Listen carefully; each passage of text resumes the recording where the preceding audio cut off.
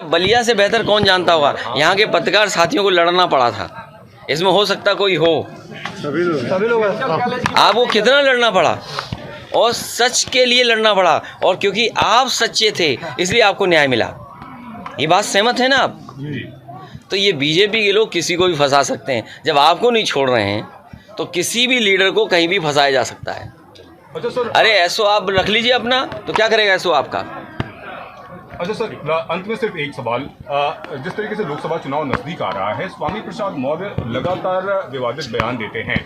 कई बार आप उनका समर्थन करते हैं, कई बार आप उनको नसीहत भी देते दिखाई दिए। तो क्या स्वामी प्रसाद मौर्य के सनातन और हिंदू धर्म को लेकर बयानों से समाजवादी पार्टी को फायदा होगा या नुकसान होगा? देखिए, सवाल फ़ायदा और नुकसान का नहीं है। कुछ चीज़ें बहुत पुरानी हैं, उनको कुरेदना नहीं चाहिए। और फिर सज़ा की बात हो तो आपको याद होगा डिप्टी सीएम जो उत्तर प्रदेश के थे, उन्होंने टेस्ट ट्यूब के बेबी किसको कहा था? टेस्ट ट्यूब बेबी किसको कहा था? इसी तरह एक और नेता थे, उन्होंने क्या भाषा इस्तेमाल की थी भगवान के बारे में? और फिर एक और नेता थे, वो क्या कहते थे? चल सन्यासी। उसकी अगली लाइन आप जानते हो क्या है? तो सोचिए आप, तो अगर उनके खिलाफ बीजेपी कार्रवाई नहीं कर रही है, उनके साथ गले में गला हाथ रख करके उनको बढ़ावा दे रही है, उनका सम्मान कर रही है, तो आप दूसरों से क्या उम्मीद करोगे आप? अच्छा सर, आखिरी क्वेश्चन, इंडिया गठबंधन सीट शेयरिंग कब तक फाइनल हो जाएगा? बहुत जल्दी, और समाजवादी पार्टी तय कर देगी बहुत जल्दी। समाजवादी पार्टी और दलों को भी साथ लेकर के बहुत जल्दी फैसला ले लेंगे। अभी सूर्य को उत्तरायण में आने दो, कितने पर सूर्य को उत्तरायण में आते ही सब फैसले हो जाएंगे। अच्छा, अंत में सर सिर्फ एक सवाल, समाजवादी पार्टी किस तरीके के नेताओं को लोकसभा चुनाव में टिकट दे सकती है? उनकी प्राथमिकता क्या रहेगी, क्या आधार रहेगा? जो अच्छे हों, जो ज़मीनी नेता हों, समीकरण में फिट हों, थोड़े मजबूत हों। कल क्या होगा, हमारा स्टैंड वही है जो पहले दिन था। सवाल ये है कि चीन आपके घर में घुस रहा है, और चीन के सीमा पर आपके जो मेमोरियल बना था, जो 1962 में जिन जवानों ने, जिन लोगों ने शहीद होकर के भारत की सीमाओं की रक्षा की थी, क्या उस मेमोरियल को नहीं तोड़ दिया गया?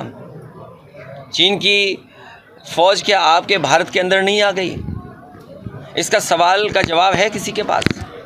आप सीमाएं की सुरक्षा नहीं कर पा रहे हैं, आप सीए लाना चाहते हैं, आप अपने जवानों की रक्षा नहीं कर पा रहे हैं, और सरकार की गलती और कमी की वजह से सिविलियंस की जान जा रही है, तो कितना अविश्वास आपके प्रति पैदा हो रहा है। तो ये बड़े सवाल हैं, इसलिए आप उलझे मत। वही महंगाई, वही बेरोजगारी, और जो सपना दिखाया था कि किसानों की आय दोगुनी हो जाएगी, बलिया के किसानों की क्या आय दोगुनी हो गई?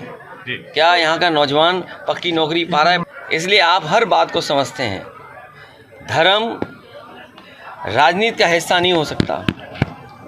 भारतीय जनता पार्टी को आय दोगुनी हुई कि नहीं हुई, किसान को नौकरी रोजगार मिला कि नहीं मिला, उन सवालों का जवाब देना पड़ेगा, और उन सवालों का जवाब नहीं है, इसीलिए भारतीय जनता पार्टी धर्म के पीछे छिप जाती है। अच्छा अध्यक्ष जी, आप इंडिया गठबंधन के प्रमुख घटक हैं और उत्तर प्रदेश के मुख्यमंत्री रहे हैं, सबसे बड़े राज्य के आप सबसे बड़े नेता।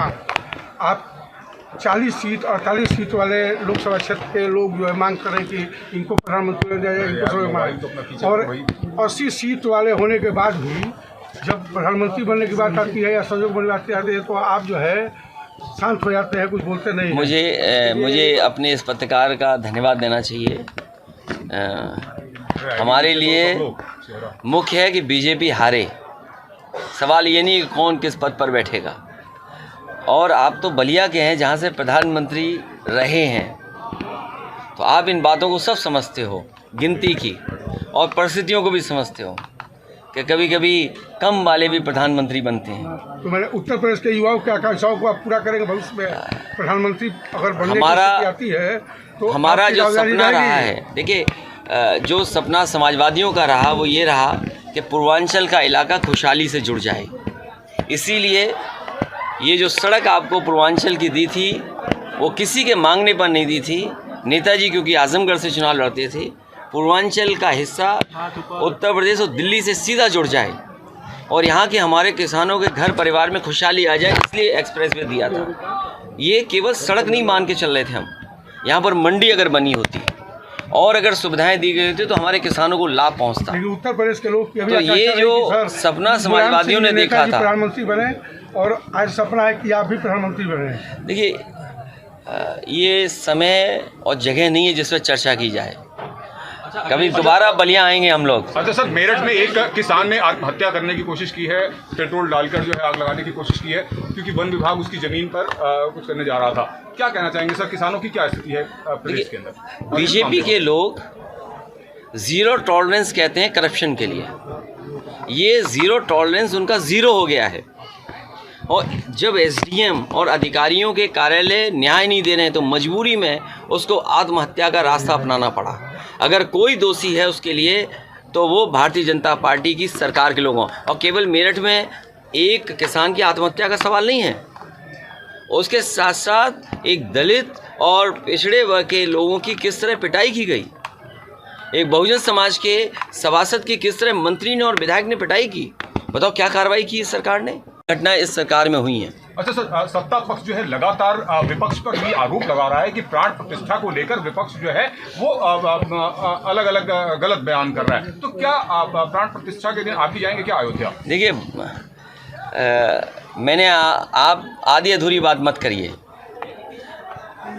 पूरी बात यह है कि बीजेपी के लोग ये कह रहे हैं कि जिसके पास निमंत्रण होगा वही आएगा। हमारा पक्ष ये है कि भगवान जब बुलाएंगे तो वो बीजेपी भी नहीं रोक पाएगी। और अगर आपका हमारा किसी का मन करे कि आज भगवान की इच्छा है हमें देखने की, तो क्या हमें कोई रोक पाएगा? सर एक आखिरी क्वेश्चन सर। तो ये सवाल ये है कि भारतीय जनता पार्टी कैसे तय कर सकती है किसको बुलाना है किसको नहीं बुलाना है? अच्छा सर, महादेव वाले घोटाले में तो इसका मतलब भगवान श्री राम जी की तरफ से नहीं है बुलावा, ये भारतीय जनता पार्टी की तरफ से बुलावा है। परिवार के लोगों से मिलने जाना पड़े। 3 लोग सिविलियंस मारे गए थे, 8 घायल, शहीद किया नहीं गए रक्षा मंत्री जी। बीजेपी के नेतृत्व जो शहीद हुए उनके घर नहीं गए, वहाँ गए जो सिविलियंस मारे गए थे।